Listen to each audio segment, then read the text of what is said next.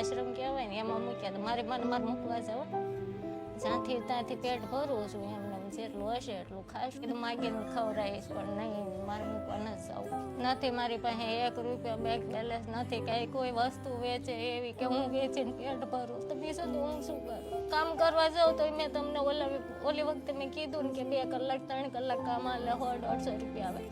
એમાં દર મહિને એક પાવડરનો ડબ્બો જાય આવું બધું એને કારણ કે આ 2 વર્ષથી ખાટલામાં રહે ને એને પેશાબની તકલીફ છે દોસ્તો આ બેને વાતચીત કરી પ્રમાણે હાલમાં તો આ પરિવારની અંદર કોઈ કમાવનાર વ્યક્તિ નથી આ બા બરોબર ચાલી પણ નથી શકતા અને તમે આગળના વિડીયોમાં જોયું હશે કે બા કઈ રીતના ચાલે છે એમની દીકરી કઈ રીતના બાની સેવા કરી રહી છે આખો દિવસ ઉચકીને બાને ગમે ત્યાં જવું હોય ત્યાં ઉચકીને લઈ જાય છે બાને ઘણી બધી તકલીફો પડી રહી છે બા ચાલી નથી શકતા એના કારણે તો દોસ્તો હર હંમેશને માટે આવા પરિવારોને સપોર્ટરૂપ બનવું જોઈએ